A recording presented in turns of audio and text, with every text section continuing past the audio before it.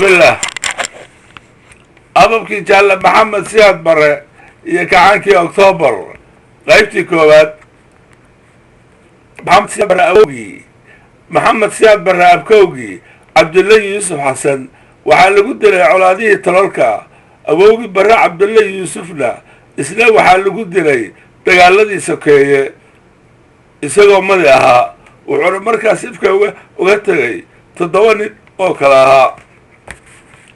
حسوينا برا عبد الله اللي قد لي دقالكي باراء غير ربنا ونحمر دقاق دراويشتيو حوقك كسور شيدي وحورها درويش موسى برا عبد الله وحال قد لي دقالدي دراويشتا إسقوا درويشها حزب برا عبد الله وحال قد لي دقالكي تلياني كو قبصدي إثيوبيا كوريا سقال بوليسد اللحدي إسقوا مركز عسكري تلياني سياد برا عبد الله وحال قد لي مرق أبارها كوريا سقال بغل لحيا اللواتكي وحونا كمدها كعدون كيف اللاقو oo ka hor yimid gumaystaha talyaaniga kadib markuu qabsaday saldanaddii hobyo faarax madow barre cabdulle waxaa lagu dilay dagaalka doollo isagoo socoto ahaa waxaana loo dilay aana qabiil maxamuud barre cabdulle wuxuu ku dhintay dhulka gedo tii allah u timid jaamac barre cabdulle tii allah u timid wuxuuna dhintay أبارها كل سجال بقول صدر يسددي سجال قدام بيجي المبرة وعيش يجي عبد الله حاسس وسويت اللي بورله أو كنت سلا الدولة دي كعان كعيد إنه نجستي محمد سياد براكش كينا يا سيدي وكل شيء يا ماشي وكل شيء وحو يجي وحقول سكيران أباي كمدها دقمتيل balka bisha arile oo u dhegdamada balanballe waxay ahayd sanad ragaalkii oo la joogo xilligii ceelgalka waxay degmadii u hayaantay ceelasha dhulka la yidhaahdo ceelgaab intii lagu jiray hayaanka baa hooyada ifoolatay buu yidhi waxayna degmadii ku furatay beesha la yidhaahdo toonta qaboobay oo u yar u jirta balliga caanka ee ceel habreed oo ka tirsan balliyada galgaduud halkaas baan ku dhashay buu sheegay maxamed siyaad barre oday da-weyn oo ay hal sano kala weynaayeen maxamed siyaad barre oo la odhan jiray maxamed abnuur cali qaal farscadde ilaa adeer labaadna ahaayeen islana soo koreen wuxuu isna ii sheegay in maxamed siyaad barre ku dhashay agagaarka ceel gacal oo ka tirsan dhulka ceelgaab maantana looga taliya shilaabo wuxuuna dhashay buu yidhi abbaaraha 1915 ama 1916 anigan erayadan qoray waxaan ku dhashay qiyaastii meel u jirta shilaabo 10 kilomitir haddana waxay ii diiwaan gashay inaan ku dhashay degmada dhuusamareeb waayo waxaa laga baqayay inaan dugsiga la ii ogolaan anoo aan jumhuuriyadda ku dhalan awgeed sidaas si la eg baa laga yaabaa in jaalle maxamed siyaad barre loo diiwaan gashay inuu ku dhashay gado arrintaas godobteeda waxaa leh gumaystihii dagaalada soomaaliyeed kala qoqobay oo geyeysiiyey beelihii reer guriga ah qalal nololeed si kastaba ha ahaatee hooyadii shaqalan warfaa maxamed waxaa aabbihii ka dumaalay adeerkiis xasan weyne barre iyadoo 2 gabdhood oo hal habeen abris ku dilay waa dambe dhulka gadow leh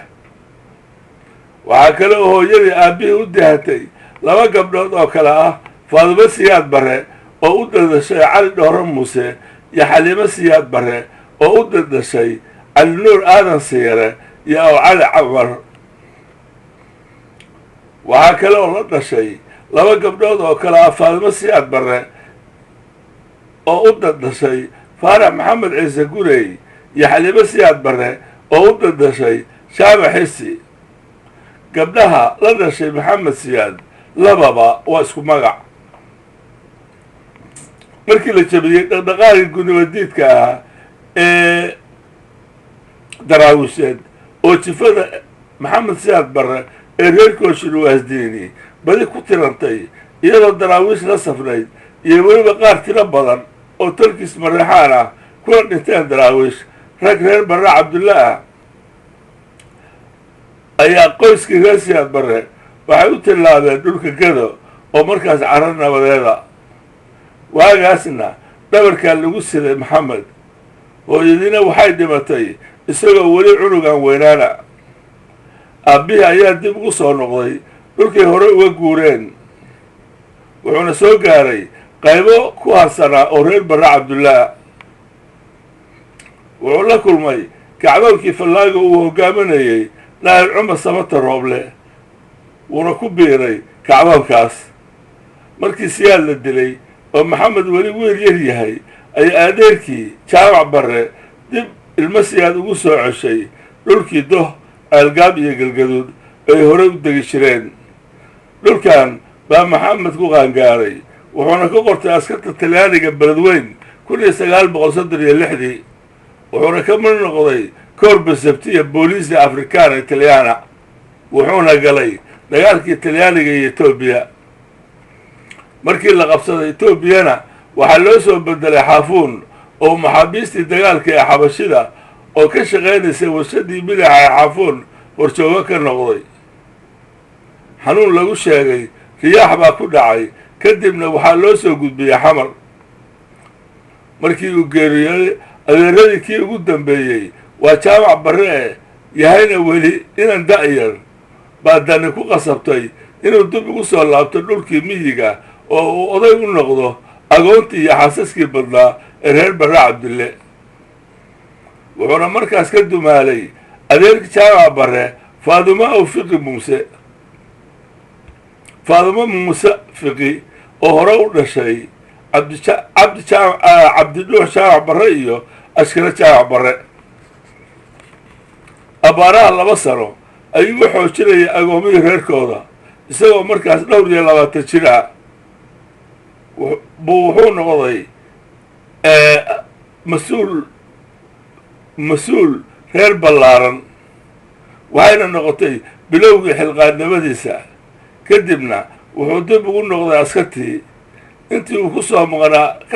ka soo maqnaa agoomihii ayaa waxaa la dhacay dunyadoodii maxamed siyaad barre wuxuu u yeeray nin adeer labaad u ahaa oo wadaad ahaa odayna u noqday xaasaskii iyo agoomihii reer cabdille la orani jiray awnuur cali qaal yuusuf wuxuuna maxamed siyaad barre u dhiibay lacag uu rabay inuu ku caynsho agoomihii la dhacay xoolahoodii awnuur oo lacagtaas ka soo qaaday badweyn baa safarkaas lagu dilay aana qabiil awgeed waana laga furtay wixii uu siday markii dib ingiriisku u qabsaday soomaaliyana dagaalkii labaad ee dunida waxaa maxamed siyaad loogu diray kenya waxbarasho markii uu soo dhammaystay tababarkii african rivals at kebeti kenya wuxuu ka mid noqday laanta gaarka ah ee booliiska isticmaalka ingiriiska the special branch of british colonial police oo xilkii kala wareegtay korba zabtiye halkaana wuxuu ka gaaray darajadii ugu sarraysay markii 1949kii soomaaliya loo ogolaaday in talyaanigu xorrimo gaarsiiyo waxaa maxamed siyaad barre lagu abaalmariyey 2 sano oo waxbarasho ah wuxuuna galay kulliyadda carbieri police college in italy kadib markii uu ka soo noqday talyaaniga wuxuu muqdisho ku qaatay waxbarasho dheeraada oo ku saabsan siyaasadda iyo abaabulka waayo kadib wuxuu noqday soomaaligii ugu horreeyey ee u dallaaca sarkaal buuxa waxaana laga dhigay taliyaha booliska ee gobolkii banaadir 1958 baa la dhisay booliska soomaaliyeed siyaadna wuxuu gaaray sarreeye guuto brigadier general of police markii bishii afraad 1960kii la unkay xoogga dalka soomaaliyeed wuxuu siyaad noqday ku-xigeenka taliyaha xoogga dalka soomaaliya 1966 markii uu dhintay taliyihii xoogga dalka Soomaaliyeed Jeneraal Daa'uud wuxuu Siyaad oo ah sarreeyo gaas noqday taliyaha xoogga dalka Soomaaliyeed Commander in Chief of Somali Army.